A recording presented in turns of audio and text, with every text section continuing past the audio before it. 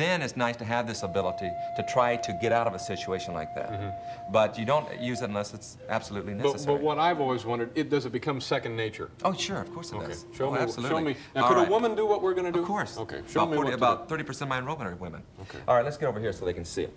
Let's say anytime someone walks up to you and you feel like there's going to be a violent confrontation, you never face them straight on, because all this is a very vulnerable area. So you'd always turn it slightly at a slight angle. So turn about right there, a slight angle right this here. Now it's a less target for him to strike at. Always keep your hands relaxed at your side, so you're ready to react. When you say relax, could you relax if that happened? I'm serious. What would you do, Frank? Would you? That's the key. You gotta. Well, we practice that too. See, what we do, our philosophy is that if someone's going to attack us, we run until he gets tired, and then we turn around and we beat him up. See, that's the... No, but actually, let's get serious here. Now, in a real situation, though, Dave, if someone does come up to you and you think there's going to be a confrontation, then you would turn at a slight angle. Okay, turn. Right. Now your hands are ready to defend or ready to attack. Okay, he's ready. So now, if I throw a punch, most people when they throw a punch, they draw back and they telegraph it.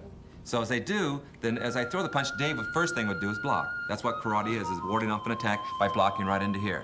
As soon as he blocked, rather than drawing back like most people do by way back here, it comes right from the hip. The power comes from the hip. And it brings right here, and then the punch goes right into the stomach. Now that hurts.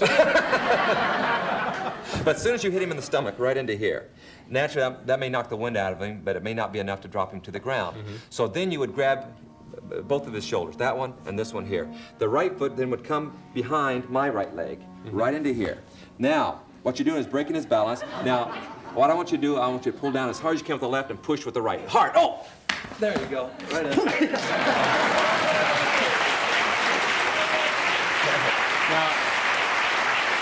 Did I watching Chuck Norris movies when I was a kid? One of my proudest moments of my life was when Chuck Norris knew who I was. Today we cover professional middleweight 6-year karate champ, black belt in Tang Judo, Brazilian Jiu-Jitsu, and Judo, Air Force veteran, and Hollywood and TV star, Chuck Norris. He gave me a big hug. I was like, holy shit, Chuck Norris knows who I am. Damn right he did. I couldn't have been happier. No wonder you're unbreakable, you little sucker. I was beaming. You know, it's amazing that the people that are very, very good in the martial arts never have to use it, because it's an attitude. Really, it's an attitude that really either draws trouble to you or pushes trouble away. And because I've been at it 22 years and I've never had to use it. And I hope. Really? Is that right? And I have been everywhere, all over the world. I've been in the roughest areas you can think of, imaginable, and it's a respect thing. If you respect someone, they will respect you. When I went to a tournament in Detroit, I ran into Chuck Norris. Now, Chuck, of course, was on the West Coast from the LA area, and I was from New York, Niagara Falls, but he and I struck a really good bond at the time because we had both trained in Korea. We had both gotten our black belts in Korea. There was a big difference, though, when I saw Chuck competing. I'd never seen anyone use the combinations that he did. So Chuck was the man who really developed a very unique, what is now known today as the American style of martial arts. Now to the head. Now to the head, same way. Hands up. Kick and strike. Kicking right to the side of the temple, anywhere from the jaw area up, like you practice with the elbow strike. So here, strike, strike.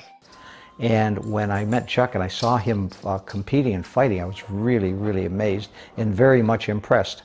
But he and I hit it off well, as just man to man. And he mentioned to me one time at a tournament, he said, if you should ever decide to come to California, I think we could work really well together. And to this day, I really don't know exactly why I did it, but one day I jumped on a Greyhound bus, came to California and said, Chuck, I'm here. And he was as surprised as he could possibly be, but pleasantly surprised. At that time, Chuck was interested in developing a chain of karate schools in the Southern California area. And he had one school in Sherman Oaks, and in which he was partners with a gentleman named Bob Wall, who's another great martial artist. We quickly developed a great relationship because of non-egotism. Chuck was very intense, but never never narcissistic, never egotistical. Now, if you said, I can beat you at, fill in the blanks, tiddlywinks, basketball, martial arts, you had just bought the farm. Very intense. But very kind and very by the rules kind of a gentleman. But because we had this relationship where he quickly realized I was the better businessman, and I quickly realized he was the better martial artist. And so we basically, we never had a contract in all the years. We built a huge chain of martial arts schools. But he ran the instruction. He loved the PR. I ran the business. I signed the checks. I hired, I fired, and so on and so forth. So we had a great partnership. I really like a great marriage because we had so much respect for each other and no egotism about who was better at what. And never worry about outworking Chuck Norris at anything. He was then and is today, 46 years later, a wonderful, charming, hardworking, you get what you see kind of guy. And I just love him. I enjoyed it. I worked out with Chuck Norris, I'm sure, more than any other black belt on earth, by far. And everybody says, why? You know, you never missed a workout with Chuck Norris. And I said, would you miss a painting lesson from Picasso? Chuck asked me if I would take over and teach at that one school, which I did. And I learned the Chuck Norris system, which I have to say was the best thing that ever happened to me. But it is now called American Karate, and Chuck does not get the credit that he deserves for having developed what is now the real American system of martial arts. Thank you, and good morning. My next guest, if you happen to see this gentleman on the beach this weekend, don't kick sand in this guy's face. He is a karate champ and star of a new motion picture called The Octagon. Ladies and gentlemen, here's Chuck Norris.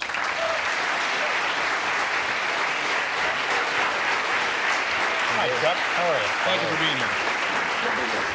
Now, is it fair to describe you as the successor to Bruce Lee? Is that an accurate assessment of what you do? Well, it's a nice compliment. I don't think my films are in the same range as Bruce's.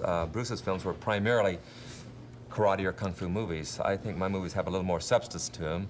The story's a little more involved. I have tremendous actors supporting me and actresses. I've had, Dana Andrews, Jim Backus, Lloyd Haynes, James Franciscus, Jennifer O'Neill as my backup stars, and Lee Van Cleef in my current film. Lee Van Cleef is a great nasty guy, isn't he? He's great. He's a super person. He plays a good guy in my movie. Oh, really? Yeah, which is unusual. But yeah, he plays a mercenary, but on the good side. But he's just got one of those great. I mean, he's a great villain. He is. He really is. But, or in this case, he's a great good guy, Chuck. Don't worry. I'm sure it'll make no difference. He'll be fine. No, he's great. Now, when I would go to these Bruce Lee movies or other martial arts movies, they'd be a little silly. The guy would leave his house, I'm going for gum, honey, and on his way down to the store, he's like besieged by thousands of guys, and they would be able to jump like 30 and 40 feet in the air. Now, no, well, my films don't do that. The type of films I want to do is, again, with a good story, with good acting, with good direction, and with martial arts scenes inserted when it's emotionally right, meaning that there's no other choice but for me to use the ability that I have. Because that's the difference between violence and action, is the philosophy of when you use it. And if a person tries to avoid a violent confrontation, but he's finally pushed into the corner where there's no way out, well, then we want to have the ability to cope with it. If it wasn't for Chuck Norris movies, who knows? I might not have ever gotten into martial arts. I watched him in like Lone Wolf McQuade and shit, and I was like, God damn, that might be the coolest guy that's ever lived. Chuck, there's one thing that I wanted to ask you. As I viewed the film, this film, Lone Wolf McQuade, I kept thinking just time and time again that the people who would just get such a big kick out of the film would be your young people, your preteens and your early teens. Well, I've seen Lone Wolf McQuade 6 times now. And generally, when I've seen my movie more than 2 or 3 times, I've gone, oh, geez, I don't want to see it again.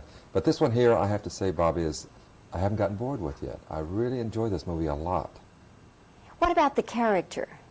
Well, McQuade is kind of a last of a breed. He's a guy he would fit in very well in 1880, as well as blending into the 1980s. A very determined type of a guy who, once he makes up his mind about something, he doesn't let anything get in the way. And I really like that character a lot. In this film here, of course, it's dealing with the David Carradine problem, of course. Generally, the camera would be behind. So when I throw a kick, so if I throw a kick, see, right into here. See, well, see, I missed by just about 1/4 of an inch.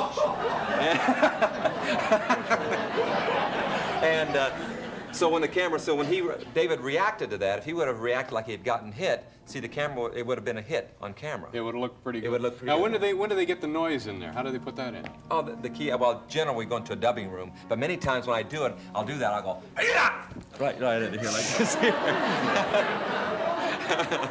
Or, you know, or a punch, same thing with a punch. Here, see, right into here, like this here, you know.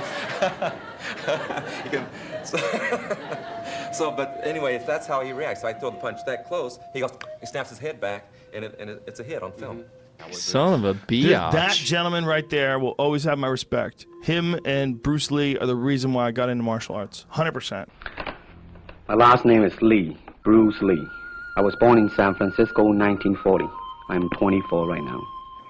Bruce actually came to Chuck, and one of the things that he'd learned was the Korean form of kicking. All of those big, high, fancy, sweeping kicks, the circular ones. Chuck gave that knowledge to Bruce, and Bruce considered that a gift. Bruce had such a great respect for Chuck because Chuck was, first of all, a legitimate world and international karate champion. Those were titles that Bruce never won, but Bruce was a fabulous, great martial artist. He could have been a champion if that's what he wanted to do. All of his energy went into a different direction. Now, with Chuck as the world champion, and Bruce brought him to the screen and then beat Chuck up in the film, Bruce was telling the world, I am legitimate.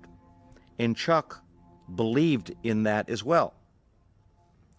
And even today, when you hear people talk and try to compare the two, well, I saw Bruce Lee beat Chuck Norris in that movie, so that legitimized Bruce's martial arts ability in the eyes of a lot of people. Not to Chuck and not to Bruce, but to the world at large. Faking this time, the punch you've been practicing, faking, so I fake here, then I switch back, striking again with the ridge hand to the temple or to the neck. Once more. Fake, switch, right into here. Many techniques I can follow up, but these are in the future tapes.